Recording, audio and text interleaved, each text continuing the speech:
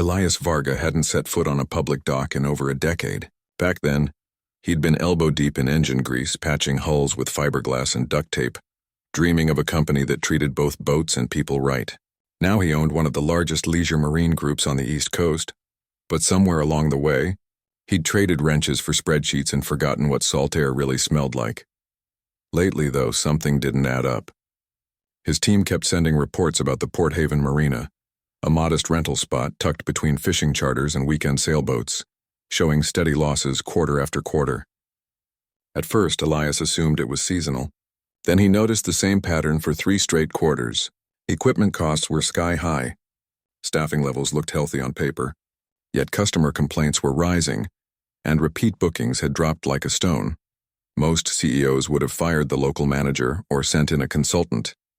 But Elias remembered how he'd started, fixing outboard motors in his uncle's garage, living on instant noodles and hope. He knew numbers could lie. People told the truth if you listened close enough, so he did something reckless. He shaved off his neatly trimmed beard, let his hair grow out a bit, swapped his tailored shirts for a faded flannel, and bought a pair of scuffed work boots from a thrift store. He created a simple resume under the name Leo, listing generic handyman experience and a fake address in a nearby town.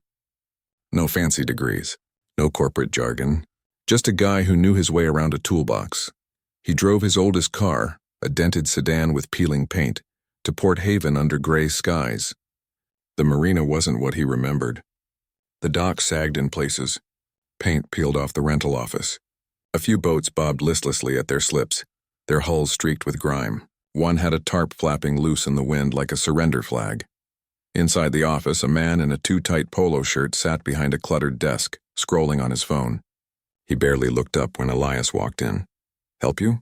the man asked, not sounding like he meant it. "Saw the now hiring sign," Elias said, keeping his voice low and rough like someone used to shouting over engine noise. "Handyman work, maintenance, whatever you need." The man, name tag read Dale, finally glanced up.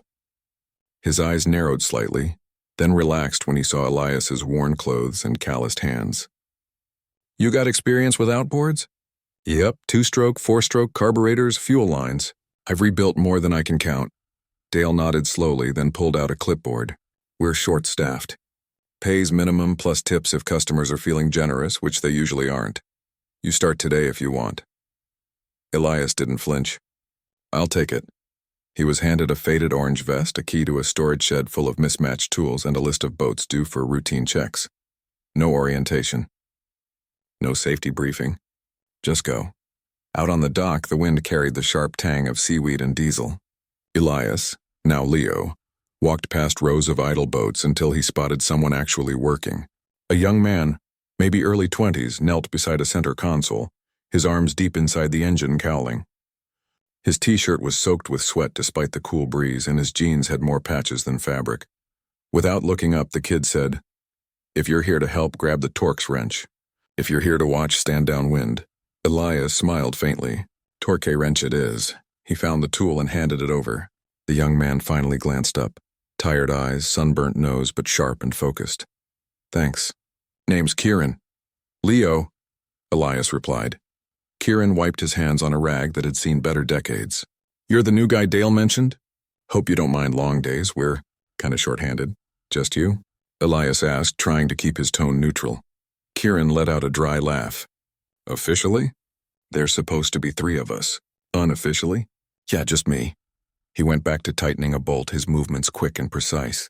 "Dale says the others are on rotation or handling admin, but I haven't seen them in months. Payroll still shows their names, though. Weird, right?" Elias didn't answer. He watched as Kieran finished the engine check, started the motor. It sputtered once, then roared to life and jotted something in a water-stained notebook. Then, without pause, he moved to the next boat, limping slightly on a twisted ankle wrapped in athletic tape. "You hurt yourself?" Elias asked. "Slipped on a wet deck yesterday," Kieran said, shrugging. "Didn't have time to sit. Got 6 charters today, and half these boats haven't been serviced in weeks. If I don't get them running, customers cancel. And if they cancel, Dale blames me." Elias felt a knot form in his stomach. This wasn't just mismanagement, it was neglect. And Kieran, exhausted and underpaid, was holding the whole operation together with sheer willpower. Over the next few hours, Elias followed Kieran's rhythm. Fuel tanks filled, bilge pumps tested, life jackets counted and repacked.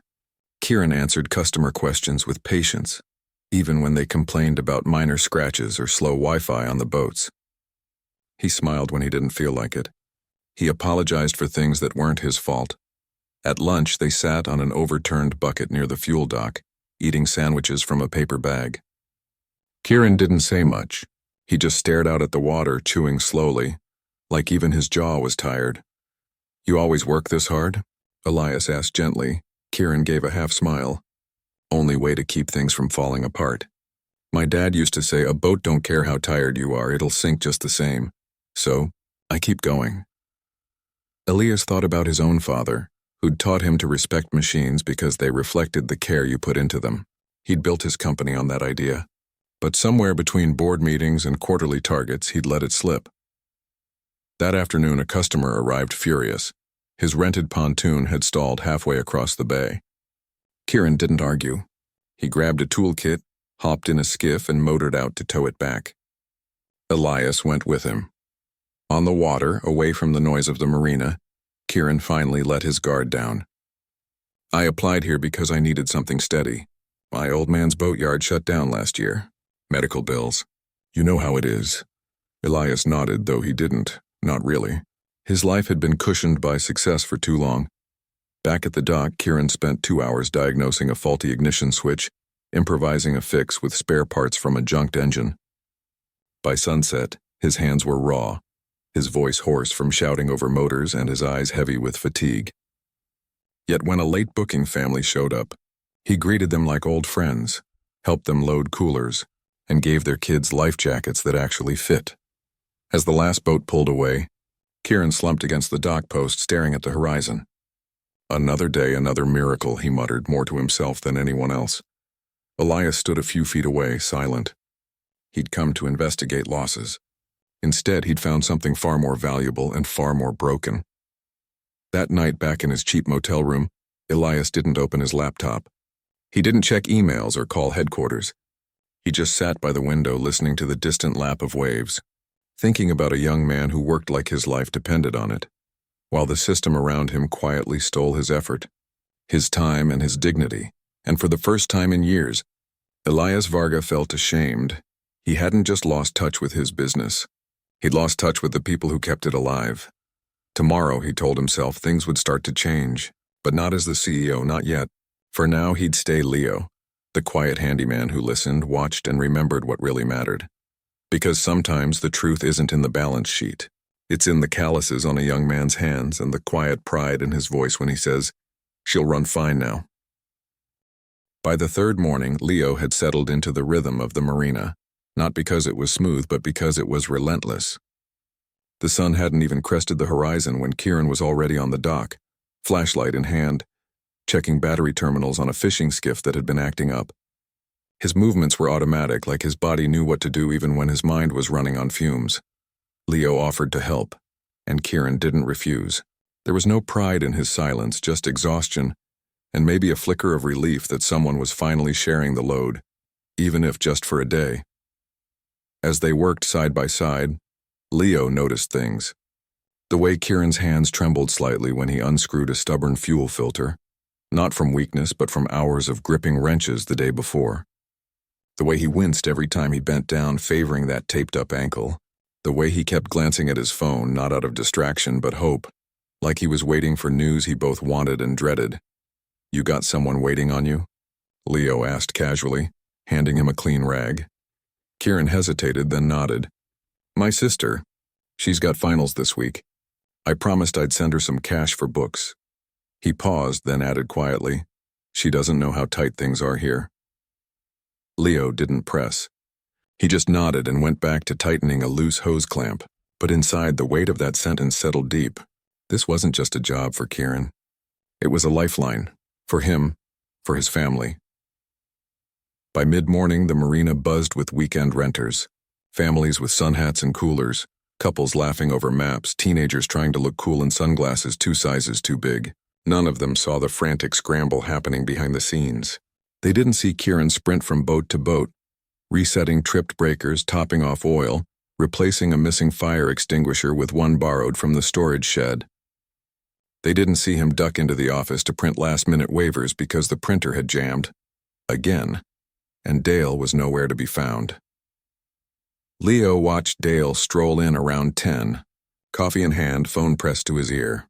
He laughed loudly about a golf game, signed a clipboard without reading it, and disappeared into his office, closing the door behind him. Kieran didn't even look up. He just kept working. At lunch, they sat on the same overturned bucket. Kieran unwrapped a sandwich that looked like it had been made the night before. Bread slightly stale, lettuce wilted. He ate slowly, methodically, like he was rationing energy. "You ever get a day off?" Leo asked. Kieran snorted. "Last one was, I think in March, maybe April. Hard to keep track when every day feels the same." He took a sip from a dented water bottle. "Dale says we're understaffed, so I cover everything. Maintenance, check-ins, safety briefings, even cleaning the head after some guy clogged it with paper towels." He shook his head, not angry, just tired. "I don't mind the work. I grew up around boats, but it's like no one sees you're drowning, you know? They just keep handing you more buckets to carry." Leo felt a familiar ache in his chest. He'd built a company on the idea that good work should be seen, valued, rewarded. But here, right under his own brand's name, a young man was being erased by neglect. That afternoon, a woman approached, holding a toddler on her hip. "Excuse me, our boat's making this weird noise." "Like a grinding sound?" Kieran stood immediately. "Which slip?" "Number 7, the blue one." He nodded, already walking. Leo followed. At slip 7, the rental pontoon's engine was indeed grinding, a low, ugly groan that meant serious trouble. Kieran popped the cowling, peered inside, and sighed. "Water in the lower unit. Probably a cracked seal. It's been like this for days.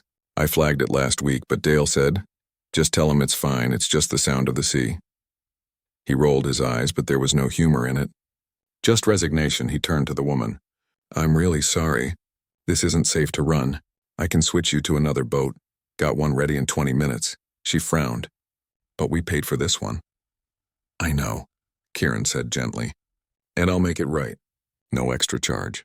And I'll throw in life jackets for the kids, plus a cooler full of ice. Fair?" She softened. "Yeah, thanks." As she walked away, Kieran leaned against the dock post, rubbing his temples. "Every time I ground a boat for safety, Dale gives me grief. Says I'm scaring off customers. But what's worse, losing a booking or someone getting hurt?" Leo didn't answer. He didn't need to. Later, while Kieran was elbow deep in transmission fluid, Leo wandered into the maintenance shed. It was a mess. Tools scattered, oil cans leaking, spare parts piled haphazardly. But tucked in a corner was a small workbench, neat and organized. On it sat a notebook filled with handwritten notes, torque specs, part numbers, dates of service. Next to it, a coffee-stained photo of a man in a grease-streaked apron standing beside a boat with O'Sullivan Marine painted on the hull. Kieran's dad. Probably that evening. After the last customer left, Kieran didn't go home. Instead, he dragged a tarp over a leaking deck seam on a center console, muttering about fiberglass resin and tomorrow's rain forecast. Leo stayed, holding the flashlight. "You don't have to do this," Kieran said after a while. "Neither do you," Leo replied. Kieran stopped, looked at him. For the first time, something flickered in his eyes. Not just fatigue, but curiosity. "Why are you here, really? You're older than most seasonal guys. You talk different. And you actually know your way around an engine." Leo met his gaze. "Maybe I'm just tired of seeing good people get used up." Kieran studied him for a long moment, then went back to smoothing the sealant. But he didn't push further. The next morning, disaster struck. A charter customer returned furious. Their boat had nearly sunk halfway through their trip. Water had been pouring into the cabin through a rotted transom. Kieran had reported that exact issue 2 weeks prior. Dale had ignored it. Now Dale was red-faced, blaming Kieran in front of everyone. "You're supposed to check these things." "What were you doing, napping?" Kieran stood very still. His voice was quiet but steady. "I logged it twice. I even took photos. You told me to stop making problems and just patch it with marine tape." Dale scoffed. "Excuses. You're lucky I don't dock your pay." Kieran didn't argue. He just turned and walked away, shoulders tight. Leo followed him to the far end of the dock where Kieran sat on the edge, staring at the water. He didn't cry. He just looked hollow. After a long silence, he said, "I can't quit. I need this job. But I can't keep watching people get put in danger because someone higher up doesn't care." Leo sat beside him. "Then maybe it's time someone higher up starts caring." Kieran looked at him, confused. "What do you mean?" Leo didn't answer directly. Instead, he reached into his pocket and pulled out a small, worn keychain, a tiny brass propeller, the kind boatyard kids used to trade. He'd carried it for 20 years, a reminder of where he started. "Some people build things to last," he said quietly. "Others just build them to look good on paper. You're the first kind, kid. Don't let anyone make you forget that." Kieran took the keychain, turned it over in his palm. "Where'd you get this?" "From a man who taught me that a boat's only as strong as the hands that care for it." For the first time in days, Kieran almost smiled. That night, Leo lay awake in his motel room again. But this time it wasn't guilt that kept him up. It was clarity. He'd come to investigate losses, but what he'd found was far more urgent. A young man giving everything to a system that gave him nothing in return. And worse, risking lives in the process. He picked up his phone not to call corporate, but to text his assistant one simple instruction. "Pull all payroll and maintenance records for Port Haven. Send them to me by dawn. And book me a seat on the board call Monday." He wasn't just Leo anymore. He was a witness. And witnesses had a duty. Tomorrow he'd keep working beside Kieran. He'd keep listening. But soon, very soon, he'd stop hiding. Because some truths couldn't wait. And some people deserve better than silence. Rain started just after dawn. Steady, cold. The kind that soaks through your clothes before you even notice you're wet. Kieran was already on the dock, tarping over the center console with a torn plastic sheet he'd salvaged from a dumpster behind the bait shop. His hands moved fast, but his steps were slower today. Like every joint ached from yesterday's fight and the night before that. And the one before that. Leo found him wrestling with a loose grommet, rain dripping off the brim of his baseball cap. Without a word, he stepped in, held the tarp taut while Kieran hammered a rusted nail into the wood. They worked in silence, the kind that only comes when two people understand each other without needing to explain. After they finished, Kieran wiped his face with a soaked sleeve and let out a long breath. "Thanks, I swear this place is held together by spit and hope." "Hope's a good glue," Leo said. "But it shouldn't be the only one." Kieran gave a tired half-smile but didn't reply. He just headed toward the shed, limping more than usual. Inside, the air was thick with the smell of oil and mildew. Kieran flipped on a flickering fluorescent light and started sorting through a bin of spark plugs. "Gotta prep the skiffs for tomorrow. Forecast says sun. People'll come." "You should rest that ankle," Leo said, leaning against a workbench. "Can't. If I don't get these ready, Dale'll say I'm slacking, again." He paused, then added quietly, "He's been watching me closer since yesterday." Leo nodded. He'd noticed, too. Dale lingering near the dock, arms crossed, eyes narrowed every time Kieran spoke to a customer. It wasn't oversight. It was intimidation. Later that morning, as Kieran was testing a bilge pump on a pontoon, Leo casually asked, "How'd you end up here anyway?" Kieran didn't look up. "My dad ran a small boatyard about 50 miles north. Fixed everything, sailboats, fishing trawlers, even old wooden runabouts. Taught me everything I know. He twisted a hose clamp with more force than needed. Then he got sick, real sick. We poured everything into his care, sold the yard, the house, even his old pickup. But it wasn't enough." He finally looked up, eyes distant. "After he passed, I bounced around for a while. Odd jobs, night shifts, sleeping in my car some nights. When I saw this posting, experienced Marine Tech wanted, I thought finally a break. But," he gestured around the crumbling shed, "this isn't what I signed up for." Leo felt the weight of that truth settle between them. This wasn't just about a broken bilge pump or a missing paycheck. It was about dignity, about being seen for your skill, not just your availability. That afternoon, a customer returned early, furious. "Your boat's got no power." The radio died, the lights flickered, and the GPS cut out halfway through. Kieran checked the battery terminals. Corroded, loose, clearly not maintained. He recognized the boat. It had been flagged for electrical issues 2 weeks ago. Dale had dismissed it. "I'm so sorry," Kieran said, voice calm despite the knot in his stomach. "Let me get you a full refund and a voucher for next time." The man grumbled but accepted. As he walked away, Dale appeared, face tight. What was that about? He snapped. Battery shot, Kieran said evenly. Wiring's frayed. I told you last month it needed a full electrical check. Dale stepped closer, voice low. You keep scaring people off and I'll find someone who knows how to keep their mouth shut. Kieran didn't flinch. I'd rather lose a booking than lose someone overboard. For a second, Dale looked like he'd say something worse. But then he just turned and walked off, muttering about ungrateful kids. Leo watched it all from the fuel dock. His jaw was clenched so tight it ached. That evening, after the last boat was secured and the rain had eased to a drizzle, Kieran sat on the edge of the dock, staring at the dark water. Leo joined him, handing over a thermos of hot coffee he'd bought from the gas station down the road. Kieran took it with a quiet thanks and wrapped his hands around it like it was the only warmth left in the world. You ever feel like you're shouting into the wind? He asked after a long silence. Yeah, Leo said, but sometimes the right person hears you, even if it takes a while.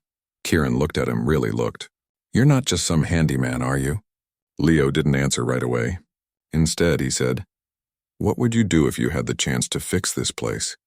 Not just patch it, really fix it? Kieran thought for a moment. I'd start with honesty. No more ghost workers on the payroll. Real tools, not junk. Proper safety checks every boat, every time. And I'd pay people enough that they don't have to choose between rent and rest. He paused, then added, and I'd make sure the person in charge actually cared about the water, not just the wallet. Leo nodded slowly. Sounds like a good plan. The next morning, the storm returned with a vengeance. Wind howled off the bay, waves slapping hard against the pilings. Most marinas would have closed. But not this one. Dale had already taken deposits for a full day of charters. Kieran stood at the window of the office, watching the sky turn green-gray. This is bad. Real bad, Dale waved a hand. It's just rain. People paid. They'll go out. They shouldn't, Kieran said firmly. Visibility's near zero. Currents are strong. It's dangerous, Dale turned, eyes cold. You telling me how to run my business? I'm telling you it's not safe. For a long moment, they stared at each other. Then Dale smirked. Fine, cancel them yourself. And explain to corporate why we're losing $3,000 today. Kieran's face went pale. He knew what that meant, another black mark, another threat, another reason to be let go. But he walked out anyway. Called every customer. Apologized. Offered full refunds. Some yelled. Most understood. By noon, the marina was empty except for the two of them. And Leo, who'd stayed to help secure loose lines and tie down tarps. As the wind screamed through the rigging, Kieran sank onto a bench soaked and shaking, not from cold, but from the weight of standing alone. Leo sat beside him. You did the right thing. Feels like I just burned my last bridge, Kieran whispered. No, Leo said. You just built a new one. That night back in his motel room, Leo finally opened his laptop. He pulled up the payroll records his assistant had sent. Sure enough, 3 technicians listed, all with full salaries. But security footage from the past 2 months showed only Kieran working the dock. The others never showed up. Their time cards were signed by Dale. It was fraud. Plain and simple. He also reviewed the maintenance logs Kieran had kept. Meticulous, honest, ignored. Meanwhile, Dale had been submitting inflated invoices for parts and contract labor that never happened. Leo leaned back, running a hand over his face. This wasn't just poor management. It was theft from the company, yes, but more painfully from Kieran. From every customer who trusted them with their safety, from the very idea of honest work. He typed a short email to his legal team. Prepare termination and fraud documentation for Port Haven manager. Also draft a new field operations policy, co-developed with on-site staff. I'll be on-site Monday to oversee transition. Then he shut the laptop. He didn't sleep much that night.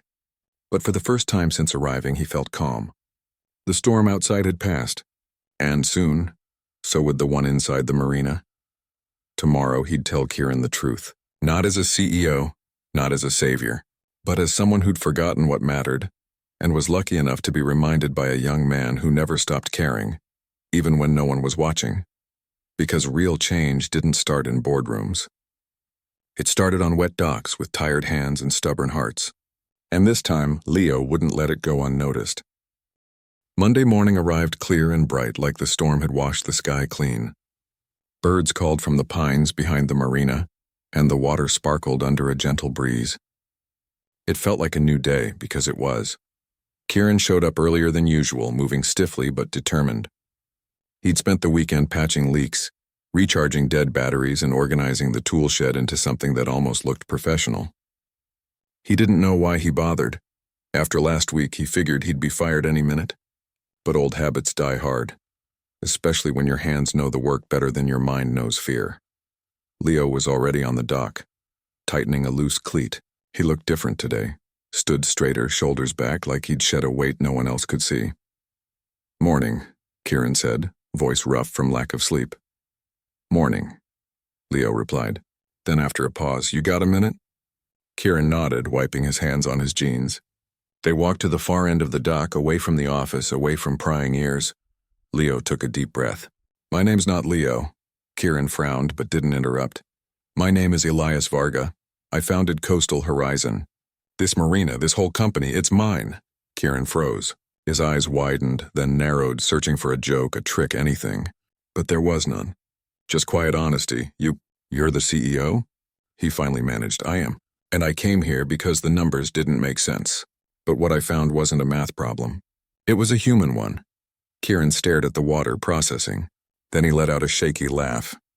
"So all this time, you were watching me?" "I was learning from you," Elias said gently.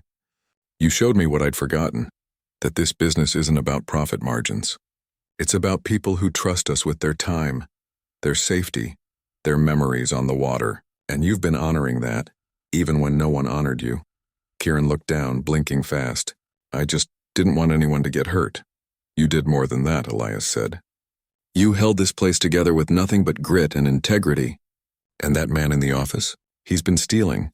From the company, from you, from every customer who walked through that door." Before Kieran could respond, the marina gate opened. Two men in dark jackets stepped out of a sedan, corporate security sent quietly the night before. They walked straight to the office. Dale came out moments later, face red, shouting, "What is this? Who are these guys?" Elias walked toward him, calm but firm. "Dale, you're relieved of your duties effective immediately." "What? On whose authority?" "Mine." Elias handed him a sealed envelope. Inside is a formal notice of termination for payroll fraud, falsified records, and endangering customer safety. "Legal will contact you regarding restitution." Dale sputtered, tried to argue, but the security team gently guided him to his car. Within minutes, he was gone, taillights disappearing down the coastal road. Silence settled over the marina. Then slowly, the handful of part-time staff who'd arrived for their shifts gathered near the fuel dock, eyes wide, unsure what to do. Elias turned to them. "Everyone, please gather for a moment." They did, hesitant but curious. "My name is Elias Varga," he began. "Some of you may recognize it from the logo on the boats. I built this company because I believed in honest work and safe adventures on the water, but I let things slip. I trusted the wrong people, and because of that, one of you, Kieran, has been carrying this place on his back, alone." He looked at Kieran, who stood slightly apart, arms crossed, still processing everything. "That ends today," Elias continued. "Starting now, this marina will be run with transparency, fairness, and respect.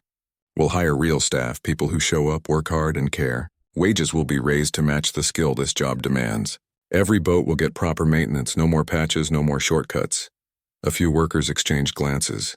One woman whispered, "Does this mean we actually get the tools we asked for last year?" "Yes," Elias said firmly. "And more. But I can't do this alone. I need your help, your honesty, your ideas, your voices." Then he turned fully to Kieran. "And you've already earned more than a paycheck.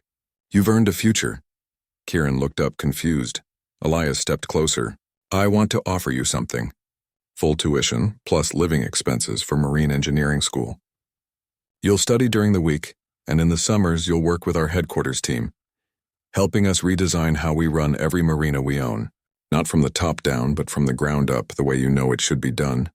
Kieran's breath caught. "You're serious?" "Dead serious. But only if you say yes." For a long moment, Kieran didn't speak. He looked at the boats, the dock, the shed where he'd spent nights fixing things no one else cared about.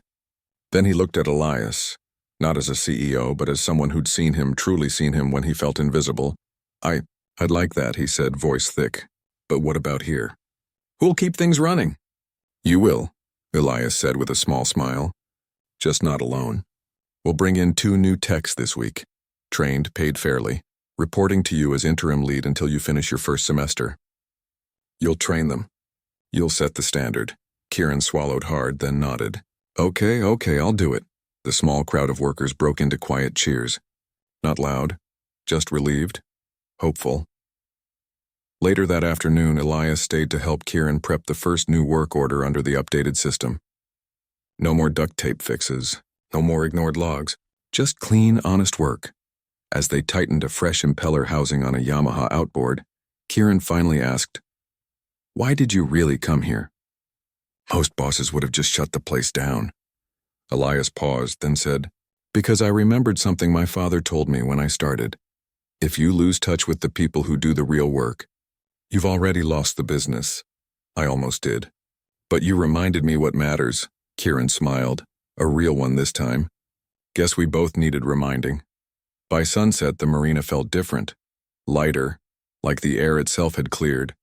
The new staff hadn't arrived yet, but the promise was there, in the organized tool wall. The printed safety checklist taped to the office window, the fresh life jacket stacked neatly by the dock. Elias didn't leave right away. He sat on the same bucket he and Kieran had shared for lunch weeks ago, watching the last golden light ripple across the water. Kieran joined him, holding 2 cold sodas. He handed one over. "Thanks," Elias said. They sat in comfortable silence for a while. Then Kieran asked, "You really think I can help fix the whole company?" "I don't think," Elias said. "I know. Because you already fixed one piece of it, with nothing but your hands and your heart. That's the kind of change that lasts." Kieran took a long sip, then looked out at the bay. "My dad would have liked you. He sounds like he taught you well." "He did. Said the sea doesn't care about titles. Only truth," Elias nodded. "Then let's give it some." And as the first stars appeared above the mast lines, 2 men, one young, one older, both changed by the same dock, sat together not as boss and employee, but as partners in something better. Because sometimes, the most powerful revolutions begin not with a shout, but with a wrench, a worn-out pair of boots, and the quiet courage to do what's right, even when no one's watching. 6 months later, the Port Haven Marina didn't just look different, it felt different. The docks were freshly sanded and sealed. The rental office painted a clean sea blue, and the boats? They gleamed. Not showroom perfect, but cared for. The kind of shine that comes from regular oil changes, honest inspections, and hands that know every bolt by name. Kieran stood near slip 3, sleeves rolled up, showing a new apprentice how to test a fuel pressure regulator. He moved with more confidence now, still quiet, still humble, but no longer carrying the weight of the whole operation on his shoulders. The ankle had healed. The dark circles under his eyes had faded. And for the first time in years, he slept through the night. He wasn't full-time at the marina anymore. 3 days a week, he attended classes at the State Maritime College, studying marine systems and sustainable operations. The rest of the week, he split his time between Port Haven and the company's headquarters, where he'd helped design a new field operations manual, one built not from corporate theory, but from real dockside experience. The manual had already been rolled out to 12 other locations, and it worked. Customer complaints dropped by 60%. Staff retention doubled. Most importantly, safety incidents, once a quiet, unspoken problem, had vanished. Elias hadn't gone back to hiding in boardrooms. Once a month, without warning, he'd show up at a different marina in the network, sometimes as himself, sometimes in old work clothes, just to listen. He called it listening tours, but the staff had started calling them Elias Days, and they looked forward to them. Not because he brought gifts or speeches, but because he asked questions and actually waited for the answers. On this particular morning, he arrived early, parking his car behind the bait shop so no one would notice. He walked down the dock in worn jeans and a faded Coastal Horizon cap, coffee in hand. He didn't head straight to Kieran. Instead, he watched from a distance as the young man patiently guided the new hire, a nervous kid named Theo, through a carburetor rebuild. "You're rushing," Kieran said gently. "These parts are old. They need patience, not force. Theo nodded, slowed his hands. Sorry, I just don't want to mess it up. You won't, Kieran said. Not if you respect the machine. My dad used to say, a boat forgives mistakes, but only if you learn from them. Elias smiled into his coffee cup. That line wasn't in any manual. It was something deeper, something passed hand to hand like a well-worn wrench. Later, over lunch at the picnic table by the fuel dock, Kieran handed Elias a printed sheet. Final draft of the winter maintenance protocol. I added your suggestion about solar battery tenders. Elias scanned it. Clear, practical, written in plain language, no jargon, no fluff. This is good. Really good.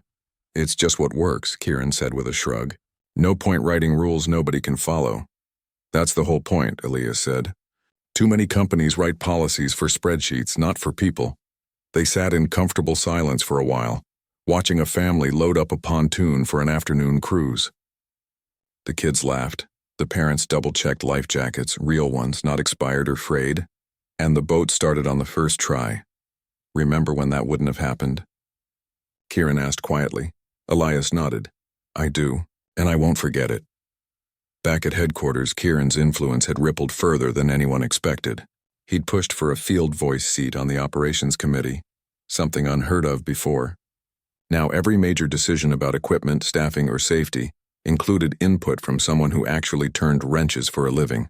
Even the payroll system had changed. No more ghost employees. No more padded invoices.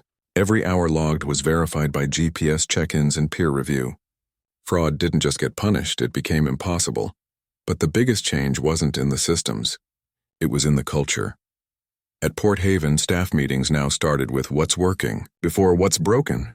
Mistakes were treated as lessons, not failures.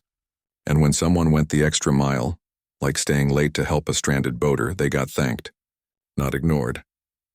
One afternoon, Elias found Kieran in the old maintenance shed, now transformed into a proper workshop. Clean floors, labeled bins, a whiteboard covered in diagrams. Kieran was sketching a new bilge alarm system, one that sent alerts directly to staff phones. You're thinking ahead, Elias said. Someone has to, Kieran replied with a small smile. Besides, if we can prevent one emergency, it's worth it. Elias leaned against the workbench. You know, when I first came here, I thought I was fixing a business problem. And now? Kieran asked, not looking up. Now I know I was fixing myself, Elias said. You reminded me that leadership isn't about control. It's about trust. About giving people the tools, the respect, and the space to do their best work. Kieran finally met his eyes. And you gave me a chance I didn't think I'd ever get. No, Elias corrected gently. You earned it. I just had the sense to see it. As the sun dipped low, painting the water in gold and rose, Elias didn't head back to his car right away. He stayed on the dock, watching Kieran show Theo how to properly coil a rope. Not just for looks, but so it doesn't tangle when you need it fast. The scene was simple. Ordinary, even. But to Elias, it was everything. This wasn't a turnaround story about profits or press releases. It was about a young man who refused to cut corners even when no one was watching. It was about a company that remembered its soul. And it was about the quiet truth that real change doesn't come from the top. It rises from the ground, one honest day's work at a time. Before he left, Elias stopped by the office and picked up a chipped Coastal Horizon mug from the shelf, same one he'd used months ago as Leo. He filled it with coffee from the new machine Kieran had insisted on installing. If we're asking people to work hard, they deserve decent coffee. He took one last look at the marina, the clean slips, the smiling staff, the boats ready for adventure, and felt something he hadn't in years. Peace, not because everything was perfect, but because it was real. And as he drove away, windows down, salt air filling the car, he knew he'd be back. Not as a CEO checking a box, but as a man who'd finally learned where his company's true compass pointed. Not toward balance sheets, but toward people like Kieran, steady, skilled, and stubbornly kind, who kept the whole thing afloat, one honest repair at a time.